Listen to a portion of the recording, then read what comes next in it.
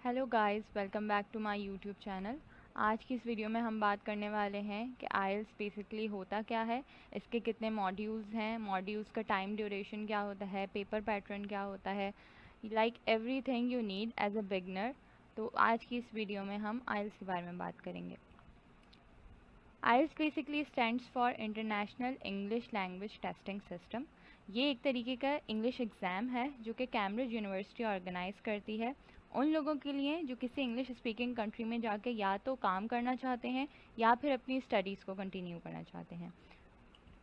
So basically there are two types of IELTS, academic IELTS and general IELTS। academic IELTS उन लोगों के लिए होता है जो अपनी एजुकेशन को किसी भी फॉरेन यूनिवर्सिटी से जो कि इंग्लिश स्पीकिंग हो कंटिन्यू करना चाहते हों, चाहे वो अंडर ग्रेजुएट स्टडीज़ हों या फिर हमारे पास पोस्ट ग्रेजुएट स्टडीज़ हों।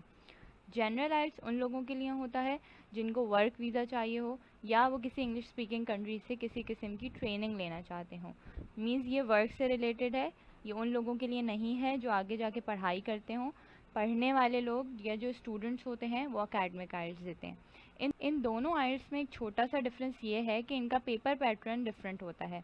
मैं इस वीडियो में जो फोकस करूँगी वो एकेडमिक IELTS पे फोकस करूँगी, उसमें मॉड्यूल्स के बारे में डिटेल्स दूंगी, टाइम ड्यूरेशन, आप कैसे बुक करा सकते हैं IELTS एग्ज़ाम, रिज़ल्ट कितनी देर में आता है, each and everything you need to know as a beginner. IELTS basically हम दो तरीके से बुक करवा सकते हैं अपना एग्ज़ाम। एक हमारे पास सोर्स है IDP और दूसरी सोर्स है ब्रिटिश काउंसिल। इन दोनों सोर्सेज में कोई फ़र्क नहीं है। इनफैक्ट जब आपके पास रिपोर्ट हाथ में आ जाती है IELTS एग्ज़ाम की तो उसमें नीचे दोनों का लोगो मौजूद होता है। तो इट डजेंट मैटर आप IDP से करवाएं या ब्रिटिश काउंसिल से, आपको जो कन्वीनियंट हो, जो टेस्ट सेंटर आपके घर से करीब हो या जिसकी फ़ीस कम आ रही हो, जो भी आप अपने हिसाब से देख लें, जो आपको कन्वीनियंट लगे आप उस टेस्ट सोर्स की तरफ जा सकते हैं। There is no difference between IDP and British Council. Okay, so we have two ways for exams. Number one is paper based and number two is computer based. दोनों के अपने प्रोज एंड कॉन्स हैं। इसको हम एक separate video में discuss करेंगे क्योंकि अगर मैंने यहीं पे डिस्कस किया तो वीडियो बहुत लंबी हो जाएगी। बट शॉर्ट में मैं आपको ये बता सकती हूँ कि पेपर बेस्ड एग्ज़ाम में हमारे पास, जैसे कि नाम से ही वाज़ेह है, पेपर बेस है, तो आपको एक पेपर पे पूरा एग्ज़ाम देना होता है। आपको सारे आंसर एक पेपर पे लिख के सबमिट करने होते हैं। ये थोड़ा सा लेंदी एग्ज़ाम होता है। लेंदी इन अ सेंस कि आपको जो भी आंसर्स होते हैं वो ज़ाहिर है आपको पेपर पे लिखने के लिए एक सर्टेन टाइम मिलता है, तो इस तरह से लेंथ बढ़ जाती है। Computer based exam paper based exam से इस तरह से डिफरेंट है कि आप आंसर्स उसी वक्त कंप्यूटर की स्क्रीन पे टाइप करते जाते हैं और एट द एंड फिर वो सबमिट हो जाता है।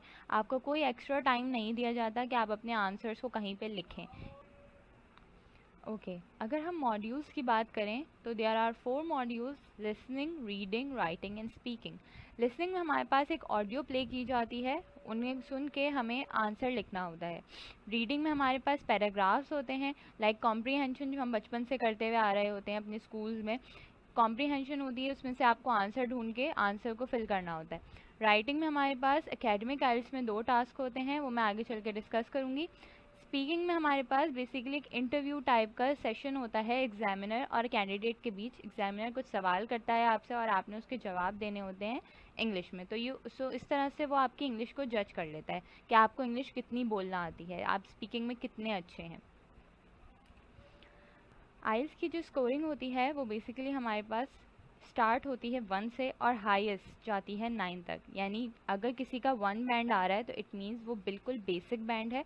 इन बिन वो उन लोगों का भी आ जाता है जो बिल्कुल भी कुछ रिजल्ट नहीं देते या कोई एग्ज़ाम नहीं देते, तो 1 बैंड उनका भी आ जाता है। 1 बैंड इज़ नथिंग। और हाईएस्ट बैंड होता है 9।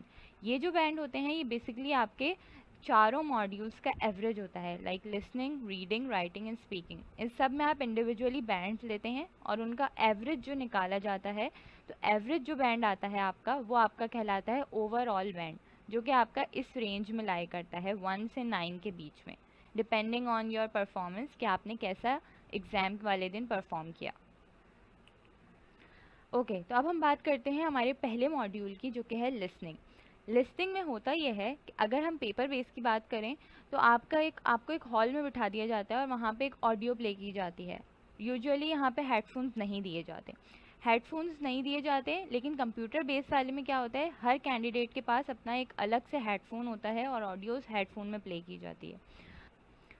इसमें आपके पास होते हैं टोटल 40 क्वेश्चंस।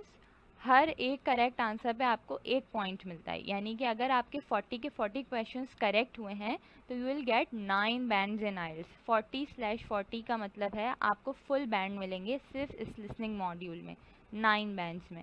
इसके लिए आपके पास टाइम होता है 30 मिनट्स। जो लोग कंप्यूटर बेस्ड आइल्स देंगे उनको मिलेगा 30 मिनट्स का time. Headphones will be provided, वो ऑडियो सुनते जाएंगे, अपने आंसर्स कंप्यूटर पे फिल करते जाएंगे, एंड एट द एंड 1 या 2 मिनट का टाइम मिलता है। एक दफ़ा आप अपने आंसर्स जो आपने फिल किए उसको चेक करें और फिर ऑटोमेटिकली टेस्ट सबमिट हो जाता है। लेकिन पेपर बेस्ड आइल्स में थोड़ा सा डिफरेंस ये होता है कि आप उसी वक्त, आपको पेपर और पेन वगैरह सब चीज़ प्रोवाइड की जाती है, आपको घर से कुछ भी ले जाने की ज़रूरत नहीं होती। ऑडियो पूरे रूम में प्ले की जाती है एक स्पीकर्स पे, आप उससे आंसर सुनते हैं, अपने पेपर शीट पर रफ में लिखते जाते हैं। आखिर में आपको 10 मिनट्स दिए जाते हैं। एक फॉर्मल शीट होती है पेपर की जिस पे आपको आंसर्स को ट्रांसफ़र करना होता है। सेकेंड मॉड्यूल है हमारे पास रीडिंग मॉड्यूल। रीडिंग मॉड्यूल में हमारे पास अगेन टोटल 40 क्वेश्चंस होते हैं, बट 40 क्वेश्चंस का आंसर हमें 3 पैराग्राफ्स में से निकालना पड़ता है। 3 लॉन्ग पैराग्राफ्स होते हैं जिसकी मदद से हम जो भी क्वेश्चन पूछा होता है उसका आंसर उन पैराग्राफ्स को रीड करके उनका आंसर ढूंढने की कोशिश करते हैं। आंसर मिल जाता है तो आंसर लिख लेते हैं। लेकिन इसमें हमारे पास एक अच्छी बात ये होती है कि हमारा टाइम जो होता है वो 60 मिनट्स होता है। हमारे पास पूरा 1 घंटा होता है 3 लॉन्ग पैराग्राफ्स पढ़ने के लिए, लेकिन स्टिल ये 1 घंटा भी एट द एंड स्टूडेंट्स के लिए ना काफ़ी हो जाता है। तो रीडिंग के लिए एक सबसे मोस्ट इम्पॉर्टेंट बात यह है कि आपने टाइम मैनेज करना है, क्योंकि टाइम देखने में 1 घंटा है लेकिन जब आप करने बैठते हैं तो टाइम बहुत जल्दी गुजर जाता है, और 3 लॉन्ग पैराग्राफ्स में से आपने आंसर ढूंढने होते हैं तो ये एक मुश्किल टास्क हो जाता है। इसलिए आपको टाइम मैनेजमेंट आनी चाहिए if you want to ace reading. Writing की जहाँ तक मैं बात करूँ, जो कि हमारा थर्ड मॉड्यूल है, तो राइटिंग में एकेडमिक आइल्स वालों के लिए 2 टास्क होते हैं। पहले टास्क में आपने रिपोर्ट राइटिंग करनी होती है। सब यही प्रेफर करते हैं और मैं भी यही प्रेफर करती हूँ कि रिपोर्ट राइटिंग के लिए 20 minutes are more than enough. आपने 20 मिनट्स में अपना ये टास्क 1 राइट करके इसको वाइंड अप करना है, क्योंकि टास्क 2 का वेटेज स्कोर में भी ज़्यादा होता है और टास्क 2 होता भी लंबा है। टास्क 1 में आपने 150 वर्ड्स लिखने होते हैं, जबकि टास्क 2 में आपने 250 प्लस वर्ड्स लिखने होते हैं। तो टास्क 1 आप कोशिश करके 20 मिनट्स में इसको वाइंड अप कर दें, और टास्क 2 जो कि एक ऐसे राइटिंग का टास्क है, इसके लिए आप एटलीस्ट 40 मिनट्स तो रखें, क्योंकि इसमें आपको इसका वेटेज भी ज़्यादा है। यानी आप एक वक्त टास्क 1 में अगर बुरा परफॉर्म करें तो इतना इफेक्ट नहीं होगा लेकिन स्कोर पे, लेकिन टास्क 2 में अगर आप बुरा परफॉर्म करते हैं तो अल्टीमेटली आपका बैंड बहुत नीचे आ जाएगा।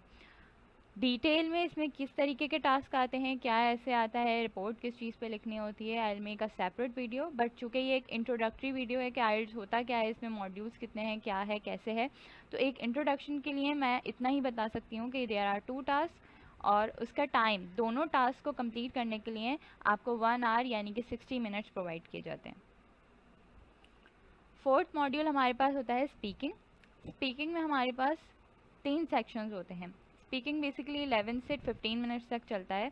ये आपके सामने एग्जामिनर होगा, आप उनके सामने बैठेंगे, वो आपसे कुछ सवाल करेंगे। 3 सेक्शन में जो पहला सेक्शन होता है वो बिल्कुल बेसिक सवाल करते हैं, जैसे आपसे ये पूछ लेंगे आप कहाँ रहते हैं, आपका नाम क्या है, आपके सिबलिंग्स कितने हैं, आपका जो एरिया है वो कैसा है, आपको क्या पसंद है, क्या नापसंद है। इसमें कोई साइंस के फॉर्मूले नहीं पूछे जाते, बल्कि एक सिंपल सा बेसिक आपसे इंट्रोडक्टरी सवालात किए जाते हैं। दूसरा जो सेक्शन होता है उसमें वो आपको एक क्यू कार्ड देते हैं।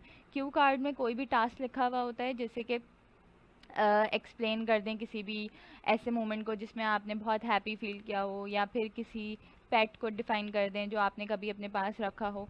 तो इसके लिए वो आपको 1 मिनट का टाइम देते हैं कि आप इसमें अपने बोलना क्या है, आपने वो मटेरियल प्रिपेयर कर लें और फिर 2 मिनट तक आपने इस पर बोलना होता है, वो जो भी टॉपिक आपको क्यू कार्ड में देते हैं।